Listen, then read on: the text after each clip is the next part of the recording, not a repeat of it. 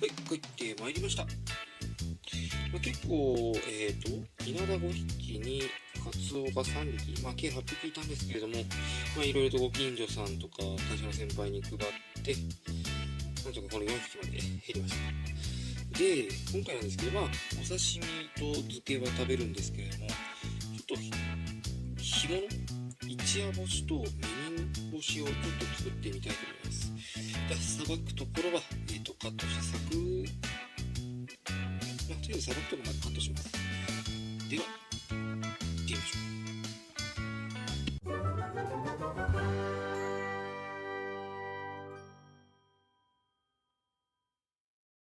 はい、なんとかさばき終わりました。こっちが、お刺身と、あと漬け用の、サクですね。で、こちらがちょっと変わった料理をやろうと思いまして、こっちはもう3枚おろしただけになってます。一応じゃあ、こっちの、お刺身用に関しましては、僕の大好きなこのベジットシートを使って、水抜きをして、後で美味しくいただきたいと思います。じゃあ、こちらはまた後ほどです。では、じゃあ、こちらの方、やっていきたいと思います。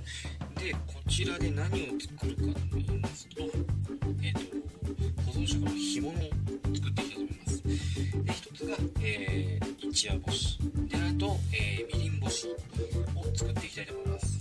で、両方ともまず塩水で、水抜きするんですけれども、結構これ分厚いやつなので、ちょっと塩分濃度濃いめでやっていきたいと思います。大体 9% の食塩水を作って、両方、塩水につけまして、一夜干しの方は塩水だけで45分、みりん干しの方は、20分つけて、その後、醤油とみりん1対1で混ぜたものに、大体2時間ぐらいつけていきたいと思います。じゃあやっていきます。ちなみに、大体 9% っていうと、500cc、1リッターに大さじ3杯で 6% なんですけれども、500cc なので大さじ1と、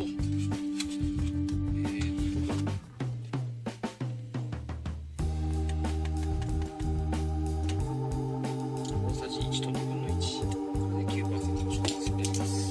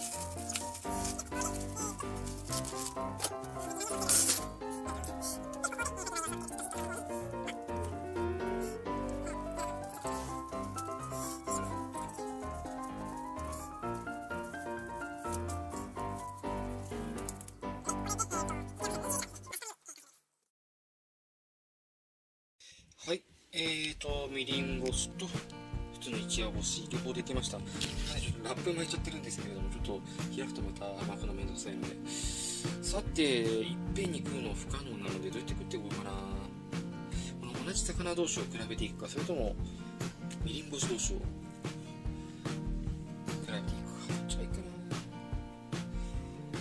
同じ魚同士でいってみるか。じゃあ、今日ちょっと別のおかずもありますので、稲田さんはまた別にして、じゃあ、このカツオのみりん干しと一夜干しを食べていきたいと思います。ではやっていきます。ほい。違いがわかるかな。若干こっちの方が白っぽいんだよね。この腹のところにわかるのかな。こっちの方が一夜干しとこっちがみりん干しですね。あ、いいみりんと醤油の匂いでする。こっちはまあ匂い一緒ですね。でなんですけれども、まあさすがに1匹分食うのきついので、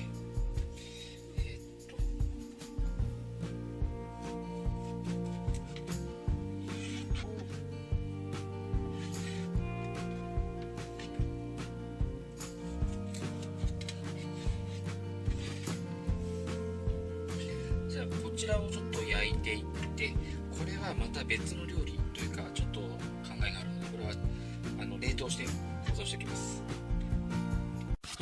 はい、焼けました。いい焦げ具合、うまそうです。こちらが一夜干しですね。でこっちがみりん干し。やっぱ焼くと色が違い分かりますね。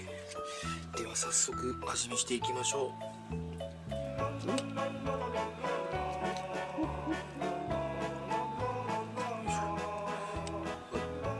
ではいただきます。うわ、いいね。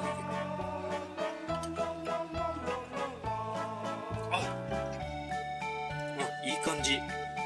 いいお味ですね。じゃあこちらみりん干しの方いきましょうか。よいしょ。よいしょ。じゃあこちらにもいただきます。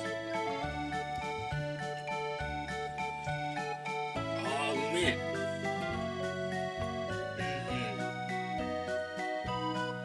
これはいい。でも若干みりん干しの方が香ばしいっていうか、醤油の香りがいい感じですね。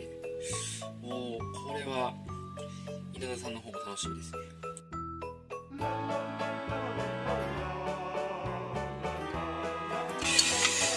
はい、焼き上がりました。稲田の一夜干しとみりん干しです。ちょっと味見していきましょう。柔らか。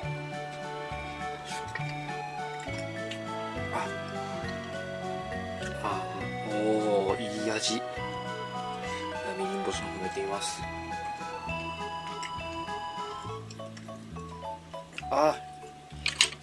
うめえ。断然これカツより稲田の方がうまいですね。作り方も簡単なんで、ぜひとも皆さん作ってみてください。ではまた。